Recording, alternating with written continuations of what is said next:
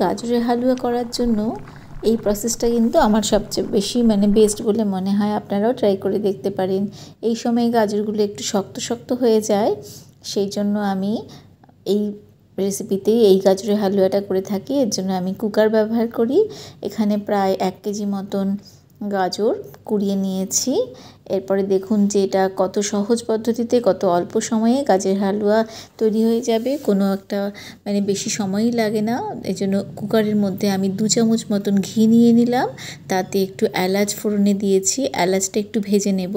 মিষ্টি গন্ধটা বেরোনোর পরে দুটো তেজপাতাও দিয়ে দিয়েছি, সেই দুটোকেও একটু ভেজে নিতে হবে। এইভাবে ফোড়নটাকে ভেজে নেওয়ার পরে দিয়ে দিচ্ছি কুড়িয়ে রাখা গাজর। এত সহজে নিমেষের মধ্যে কিন্তু আপনি গাজরের হালুয়া তৈরি করে সার্ভ করে দিতে পারবেন। এরপরে দিয়ে দিলাম সমস্ত কুড়িয়ে রাখা গাজর, দিয়ে আরও আমি 1 চামচ মতন ঘি এখানে ব্যবহার করেছি। ঘিটা বেশি দিলে টেস্ট বেশি হয়। এবার মিনিট 5 আমি গাজরটাকে কুকারের মধ্যেই ভেজে নিচ্ছি ঘিতে। এরকম মিনিট 5 একটুখানি ভেজে নেওয়ার পরে আমি এতে অ্যাড করে দেব আগে থেকে ঘন করে রেখেছি দুধ। একটু ঘন করে রাখাই ভালো, কারণ এখানে যত কম সময় লাগবে সেটাই জন্যই আর কি এভাবে করাটাই সুবিধে বলে মনে হয় আমার। এবার দিয়ে দিচ্ছি ঘন করে রাখা দুধ। প্রায় ½ লিটার মতন দুধ আমি এখানে ব্যবহার করেছি।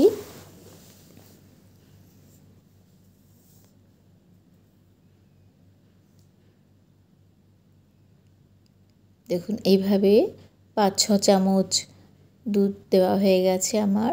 এরপরে দুধটা ভালো করে মিশিয়ে দিতে হবে। দিয়ে কুকারের ঢাকনাটা লাগিয়ে দিতে হবে। দিয়ে একটা মাত্র সিটি দিয়ে আমি কুকারটাকে বন্ধ করে রেখে দিয়েছিলাম। এরপর কুকারটা হুইসেলটা বের করে দেওয়ার পরে একটু ঠান্ডা হয়ে গেলে পরে খুলে দেখছি, দেখুন এই রকম তৈরি হয়ে গেছে।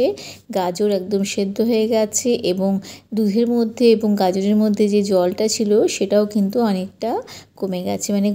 হালুয়া প্রায় রেডি হয়ে গেছে। গ্যাসটা অফ করে দিয়েছিলাম যাতে সিটিটা বেরিয়ে যায়। এবার আবার গ্যাসটা জ্বালিয়ে নিয়ে দেখুন শুধুমাত্র এখন আমি গ্যাসটাকে বাড়িয়ে দিয়ে দুধটাকে শুকিয়ে নেব।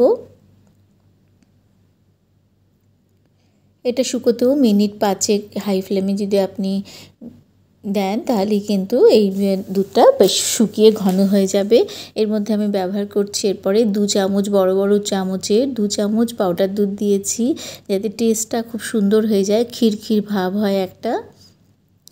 এরপর আন্দাজ মতন চিনি ব্যবহার করব। আপনি আপনার টেস্ট অনুযায়ী চিনি ব্যবহার করবেন বন্ধুরা। এবং এই পাউডার দুধের পরিমাণটাও আপনার ইচ্ছে মতন কিন্তু আরও বেশি দিতে পারেন, অথবা কনডেন্স মিল্কও দিতে পারেন। সেক্ষেত্রে চিনিটা আপনাকে কম দিতে হবে। খুব ভালো করে মিশিয়ে দিচ্ছি। এবার দেখুন আমি এখানে ব্যবহার করেছি ½ কাপ মতন চিনি। এতেই কিন্তু আমার বেশ ভালো মতন মিষ্টি হয়েছিল। আপনারা যদি আরও বেশি মিষ্টি খেতে পছন্দ করেন তাহলে আরও কিছুটা ব্যবহার করতে পারেন। এবার মিনিট 5 থেকে 10-এর মধ্যেই কিন্তু আমার গাজরের হালুয়া রেডি হয়ে যাবে। দেখুন ঘন হয়ে গেছে, একদম পুরো ক্ষীর ক্ষীর মতন হয়ে গেছে। এবার একটা ছোট্ট প্যানে আমি ঘিয়ের মধ্যে কিছুটা কাজু কিশমিশ ভেজে নিয়েছি এবং সেই ঘি সমেতই সমস্ত ড্রাই ফ্রুটসটা হালুয়ার মধ্যে দিয়ে দিয়েছি। এবার আমার প্রায় তৈরি হয়েই এসেছে গাজরের হালুয়া। এবার ভালো করে মিশিয়ে দেব ড্রাই ফ্রুটসটা, দিয়ে আপনাদেরকে সার্ভ করে দেখাচ্ছি যে কত সুন্দর এবং একদমই অল্প সময়ে খুব সহজে আপনি গাজরের হালুয়া তৈরি করে নিতে পারবেন।